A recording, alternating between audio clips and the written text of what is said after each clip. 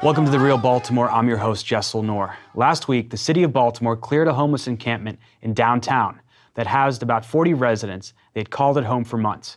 Authorities said they would be relocated to a dormitory-type shelter in East Baltimore.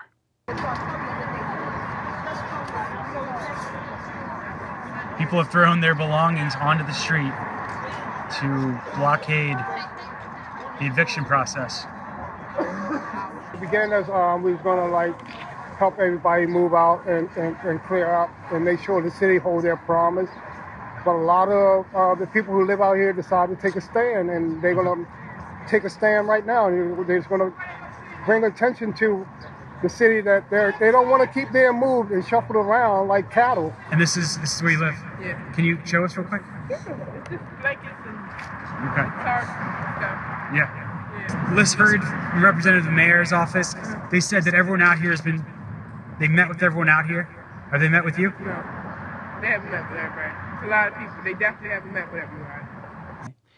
On Monday, the city told us about half that population, 20 people, had been moved into the Volunteers of America shelter in East Baltimore.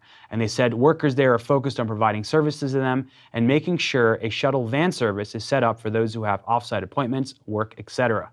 The city paid Volunteers of America over $700,000 to house and provide service to those who were evicted for 6 months, the Baltimore Brew has reported. And many have demanded transparency in how that money is spent. Another 7 to 12 people have been staying with Christina Flowers, and we spoke to them Tuesday morning and asked them why they didn't want to stay in the shelter the city had provided. Those places, they become unsafe for certain individuals like me. I'm on parole and probation, and at any given time, someone could do something to jeopardize that. I don't feel safe myself being in an environment like that. My name is Billy Eubanks, and we're at Christina Flowers' office in the basement, because of our crisis in homelessness. It has also come to light that the night after the encampment was cleared, the Pratt Contemporaries held their 2018 Black and White Party. According to the Pratt's website, the party raised over $220,000 for child and teen literacy services at the Pratt Library, and that was just half a block from where that encampment was cleared just the night before. Well, now joining us to discuss this are three guests. Christina Flowers is a longtime advocate for the homeless. She heads the group Real Care Providers. Carl Banks is a homeless activist working with Christina Flowers. He's the founder of the Bazarian Society. And Jeff Singer, adjunct instructor at University of Maryland. His recent op-ed in The Sun, Leave Baltimore's Homeless Encampments Alone. We invited a representative from the city to join us, but they could not attend. Thank you all for joining us. Thank you. Thank you for having us. So, Christina, let's start with you. We caught up with you on Friday. You've been working with the population at that encampment on Guilford, which was cleared on Friday. We talked to the city. They had representatives there. They said this was in the best interest of the residents there. The residents had asked to be relocated. It wasn't safe. 2 people had passed away in the past few weeks because of the freezing cold weather. It was unclean.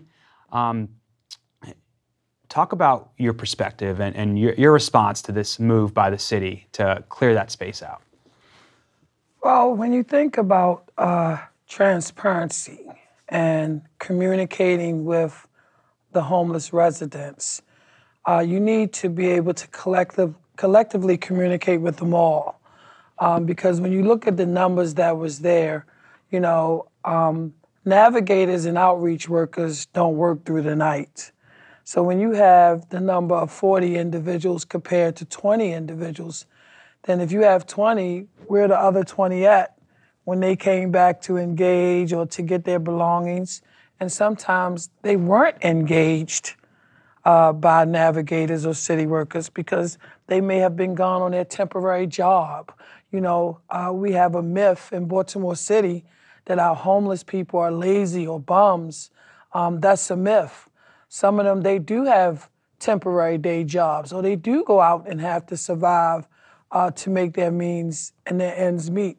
So half of them was not engaged during this process. And the amazing part, one lady that I engaged on Thursday, she couldn't read. No one never even came down there and read the signs that were put up for her. So literacy. So again, transparency is something that we as advocates seek, and we demand that type of transparency because these are people's lives. Like you said, you had 2 of them that has passed. It's a greater number than that is dealing with trauma, that is dealing with death throughout the streets of Baltimore when they're sleeping in situations on the corners over the heated areas. So transparency is a great word that Baltimore City should really adopt when it comes to dealing with our vulnerable homeless population. So, we just seek and demand the opportunity to increase their voices, and they should be heard, and a lot of our homeless individuals, they are subject to a lot of institutions that hinders their voice. If they talk too much, they may get evicted out of a shelter like they got evicted off of the streets. So we just really got to take the opportunity to build that transparency within the homeless community so that the results at the end of the day, it should not be about us as the advocates. It should be about empowering them so that they can have a life of decency and they can have the life of empowerment. Because we have the budget in Baltimore City, when you look at it, the services that are supposed to be there for them is not happening. So I wanted to ask Carl, you were formerly homeless. You were a part of the tent city encampment in front of City Hall. You were out there for weeks in absolutely boiling temperatures in the summer. You were also staying in the Guilford encampment. We heard earlier why some people didn't want to go, why people are not in the shelters, why they're not going to the emergency shelters, and some people, like at least 20, don't want to go to the Volunteers of America shelter in East Baltimore, which is about 3.5 miles away from downtown. Talk about your perspective, someone that's experienced this firsthand, why people choose to live on the streets despite the either boiling temperatures or freezing temperatures. Can you share that? Well, from my observation and my understanding of the situation is that a lot of these homeless shelters that they so-called, that they had placed for the homeless, let me restate that, are nasty. They have the staff in there, a lot of the staff in there was once homeless themselves. A lot of them come from Christopher's Place, and they come in there and they harass and bully the people that live there. Your things get stolen there. It's uncomfortable. It got bed bugs. It has diseases and germs. You can get sick. A lot of the services that's provided in there, there's really not that many services provided in there, even though they may project that they try to give you housing and things. Because there's people living in those shelters for 3, 5, 7, 10 years. 9 years. Literally living in there. Program is only that has a 90-day stipulation.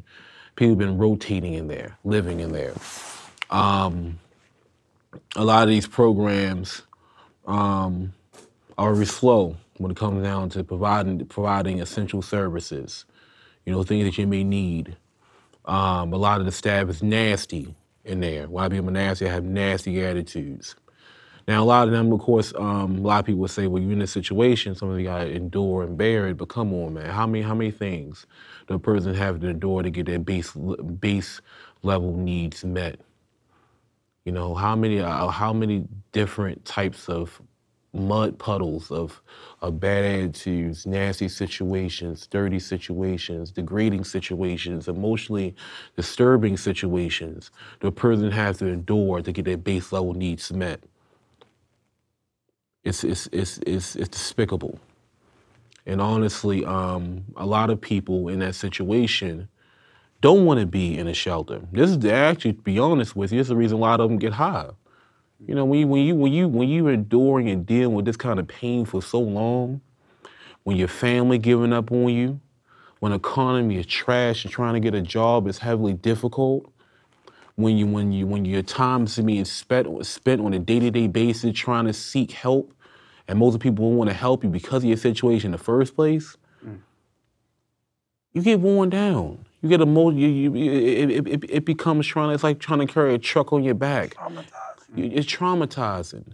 You know, you can get PTSD from this situation. You know, especially if you don't have the will to deal with it. And the thing is that a lot of people don't. You honestly, you know, it's sad. So, in short, to stay on topic, a lot of them choose the outside situation just to have the freedom to be able to navigate these things, because some of these shelter programs are not designed for you to go out there. Some shelter situations you had to be in at a certain time. You gotta meet this criteria, meet this rules, and if you don't, you can get kicked out. You bring in too many clothes, you can get kicked out. You know, some stuff, some sad, pitiful, pathetic stuff like that. I wanted to keep that on camera. It's pathetic. You know, if these human services workers, they keep trying to make these people, and despite everything I just said, they still try to make these people meet these expectations. But in reality, if you're really trying to help somebody, you gotta meet them where they at. You know, a lot of them have mental disabilities. And at the same time, you also gotta consider the stigma. You know, when you out there, the way people look at you, the way they make you feel, you can't tell people you're home. Be honest with you, most people are trained, mentally trained and conditioned to put you down because you have less. Seriously. Seriously. So it's like, you know, you put all that and you wrap it up in one big basket, and you look at it for what it is, not how you want it to be, but look at it for what it is, you realize there's a strong reason why they rather endure the temperatures than go in these so-called institutions. So Jeff Singer, you're a longtime advocate. The city says the housing they're offering at Volunteers of America isn't a shelter that so many homeless people don't want to go to. It's temporary housing, and people are going to be relocated and transitioned into something more permanent. You wrote a piece in the Sun talking about why this is inhumane, the clearing of this encampment. If the city's new bridge housing is so effective, why didn't they offer it to folks months ago? And why have they made it mandatory? And why have they destroyed the community that folks built along Guilford? The city knows very well that clearing encampments or destroying homeless communities is counterproductive. It's not an effective and efficient policy, and it is inhumane because people had a place to live where they felt safe and secure. The city could have worked with folks there on Guilford and Bath to improve the conditions if they needed to be improved. But destroying a community is not participatory, it's not democratic, it's not the way we should be taught to work with folks. And this isn't the first encampment that the city has cleared, to be very clear about that. Can you talk about the history of that, you and Christina? Yeah, sure. The city's been doing this for decades, and we've been protesting it for decades because the solution to homelessness is very simple. It's housing and adequate incomes and then access to supportive services. The housing part is the most difficult part because housing is a commodity that costs a lot of capital, and the city hasn't wanted to commit that capital for decades. Baltimore City is the only East Coast city that doesn't have a plan to create a sufficient supply of affordable housing. We've been asking the city to do this for 40 years. Well, in 2016, there's a referendum passed to create a affordable housing trust fund. The city has yet to put any money into that trust Not a dollar. And that's been a concern because because the city has, tens of thousands of vacant homes, and that would be a pathway to have people from the community rehab those homes, make them livable, and get people inside of them. But the city has put no money into that. Probably could have put $700,000 in there. That's right. Yeah, so you're talking about the $700,000 that the city gave to Voice of America, and I think it's relevant to bring up the location of this encampment. It's right downtown. We're only about a block away from there now, and it's prime real estate that's being revitalized. And you documented on Saturday night, and I saw it too. I was down there as well. By Saturday, a day after the encampment was cleared, the encampment was fenced. It's fenced off now. But there was this a black tie gala raising money for the Pratt Library, and you witnessed that. Can you talk? And we have video of it. Talk about what you saw. Well, it was alarming to me because it was like a myth, a buzz in the encampment that it was going to be a party the next night. And it's like, okay, so I really didn't think a lot about it, but we were still navigating downtown to see who was left behind because a lot of individuals were left behind Friday night. You know, they couldn't just run to Walmart and get a tent and start over. So we were down there pretty much just making sure canvassing to see who was left behind. So basically we were able to engage the fancy party at 316 Guilford. I call the encampment 401 Guilford because one of the individuals put a stake in the ground and put 401 Guilford, like that was his address. So basically, it was a benefit, a lavish, wonderful benefit. But when you talk about the history of the encampments, I go back to March the 7th, 2013 every time I speak, because that's when I first initially started witnessing individuals sleeping outside in these conditions. And when I think about that encampment, these individuals were there for 5 years or more. And again, like we said, if it's a solution, why you don't start engaging them where they consider themselves to be safe at? You know, some of them are safe, and I never seen this encampment in a disarray or dirty or junky until after they started displacing everyone. So again, it's a lot of myths, and if it was a great bridge program and something to work about, won't you go to that for, like, engage them where they're at? Then let's move them and transition them. But you have to look at the lack of navigators. You have to look at the lack of outreach workers and the fact that if they're not engaging these individuals and expediting any services, then we're going to have a continuing process of encampments just popping up all over downtown. So the history of it, to me, is still being handled like March the 7th, 2013. And I'm sure Brother Majors know more before that for me. I haven't seen anything different there's still tents and camps all over downtown. All over, and it's supposed to have been a focus. To my understanding, the focus of this move was to move 40 individuals that were placed in the different encampments around City Hall, Falls Way, Front Street. So these individuals are still there. So why was Guilford the main focus of putting a fence up right away? Why not in front of healthcare to homeless? Why not the tents and the mattresses that people are accommodating them with down there? So again, we got to look at the history of this and realize, when can we have some different approaches and demanding some different approaches to this. I wanted to end by asking everyone, what are some effective policies? What are some demands that people should be making right now? What has worked elsewhere? What is working in the rest of the country? Jeff? Sure. Well, number one is stop destroying communities. Number two, we have to focus on permanent housing and getting folks into it as soon as possible. There are resources for permanent housing, not nearly enough, but there are some. We have an inclusionary housing ordinance in Baltimore that's produced only 32 units in 10 years, and not a single one of those units was for an impoverished family. And you're talking about a law that deals with when developers build housing, they have to build units that are affordable. The law says that, yeah. But the housing commissioner has the right to waive it, and the former housing commissioner waived it under every circumstance, except for a couple of tiny developments. And then the voters of Baltimore adopted an affordable housing trust fund. The mayor agreed to fund it with a campaign called the 2020 campaign, $20 million a year to build housing and $20 million to destroy housing that couldn't be saved. We have about 43,000 vacant housing units in Baltimore. So there's a lot of work that could be done. We could put people experiencing homelessness to work. They have skills. They can learn more skills. There's a lot that can be done, and there's even money to do it. But clearly, the city's priority is to make poverty and injustice invisible. Right, and I like to add on that solution is that there's a couple solutions that I've seen, well, not seen, yeah, I've seen and witnessed.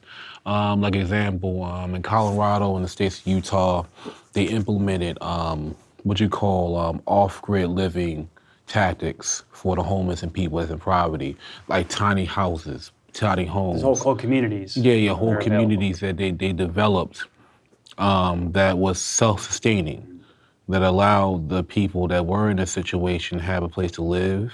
It didn't cost the city a lot of money because it was self-sustaining. You had solar panels put in place, different things that kept the community going. And you know, that type of thing is actually good for the city. You can build income for the city. A lot of people with them type of setups, they, you know, can generate more energy for the city because it's create gardens, you know, stuff like that. You know what I mean? Things that, well, I mean, those type of solutions could work at a very low budget. Or all these vacant houses, having over 30,000 vacant houses. I think they should create a program, put these vacant houses in, you know, and create a fund just to get those houses fixed, give the homeless people the skills to be able to fix them houses, fix those houses up, and let them live in them because... Well, that fund exists, it needs to, it needs to be funded. Yeah. And the last thing I want to put into place, I want to say is, you know, one of the main things the city, or anyone that helps anybody needs to know is that a person's base level needs need to be met before anything else. How do you expect a person to be productive at work if you happen to get a job? They can't take a shower and clean themselves. And they're worrying about where their food coming from. And they worry about their security. When you have a house, you feel secure. You get things done when you know you can lock your door and you leave stuff in. This is basic human needs that every person on this planet feels. And because of that, that should be the primary focus of any sort of help. Because if a person is let's say hypothetically, you do all of these little, you know, amenities and little, not amenities, but wraparound services at them. Oh, do this program, do this, do that. But in the back of your mind, you know you're hungry. In the back of your mind, you know the stuff that you're carrying around is not secure, but it's important to you. In the back of your mind, you know you can't get this and get that. You know, that base level needs to be met. And I want to put one more last thing into it. I don't want to take too much. I know it's shared time. It's important to share time. One thing I also want to put in is that people need to drop the traditional perception of homelessness. People need to drop this traditional perception of homelessness, because just because a person is not meeting or getting this or getting that doesn't mean less than a human being. And then, to be honest with you, over half the nation, like I showed you when we was down there, when we were at Christina's place, over half the nation is dependent on welfare and benefits. Over 165 million people. Look at the U.S. debt clock, you look at government statistics, U.S. Census, over more than half the nation is dependent on welfare. And less than half the nation, less than 360 million people in the U.S. Census, when according to the U.S. Census and the U.S. debt clock, is not working. Less than half the nation is working. Less than half. Less than half the nation is going out to get a paycheck. So this situation is not just due to people being lazy and stuff. And honestly, in my experience, when I go to these shelters, most of them can work. Most of them probably work harder than I ever worked. Most of them are really hard workers, but the opportunity, the economic issues that is going on locally, regionally, and nationally.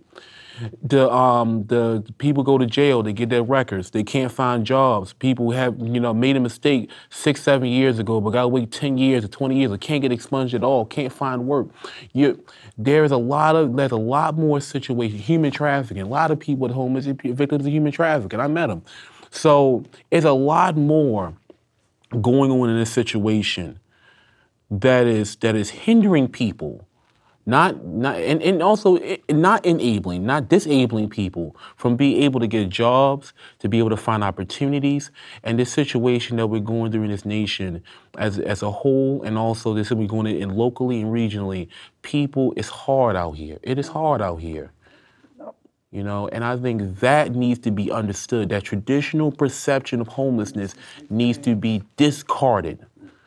And the situation needs to be seen as it is, not as the media or some unrealistic propaganda-based media needs to let go. That's all I got to say about that. Well, if I had to finalize it, I would say an emergency solution. I think when you see individuals allowed to go somewhere and build their community for 4 and 5 months, when do we see it as an emergency? I think when the first tent goes up, it should be seen as an emergency. When you think about emergency solutions, you think about housing first. You think about housing these individuals and then navigating them through the services. And one of the things I do, and I take a lot of pride in my organization, the Real Care Providers, one of the things that we were able to demonstrate coming into Baltimore City in 2013 was what housing first looked like. And sometimes we have to look at some of the partnerships, collaborating. We have a mayor that campaigned on lifting the lease of them. Not pushing, lifting and pushing is 2 different things. So when you're looking at collaboration and partnerships with individuals that have models like the Real Care Providers, the Mayor's Office of Homeless Services visited my building about 2 years ago. And you take the chance of trying to partner and collaborate with them, praying they don't take your ideas. Because when you're partnering and you're collaborating and you're trying to build a community for homeless individuals, we should look at the emergency solutions of housing first. Who and what organizations are able to engage a population straight out of the tent? Not everyone can take a person straight out of the tent and still be able to work with these individuals to navigate and get the things that they need. So basically with me, just like this weekend with Guilford, it was opening up a hub for emergency operations. That's what it was. Y'all come in, let's get it together, let's work and see what can be done. So we should start dealing with this with emergency solutions, supportive housing. One of the things with the program, some individuals will never be able to manage on their own without setting a fire or burning up the kitchen. So you put those supportive services in place, not crippling them, but just support them to empower them. The success to this for me is seeing individuals like Carl that is able to sit here as an ex-homeless person and share for the rest of them. You know, never experiencing homelessness, this to me is a solution because it's about engaging and empowering, not getting to him and say, let me keep you down. Because you have enough skills right now that if I partner and collaborate with you, we can take things to the next level because you are a voice to be heard. And it's time that Baltimore City, we allow our homeless voices to be heard. Well, I want to thank you all for joining us. There's a lot more to talk about, and we're going to keep continuing this conversation, keep continuing the story. Thank you, Giselle. And thank you all for joining us. Thank you for having us. Thank you. Thank you for joining us at the Real Baltimore.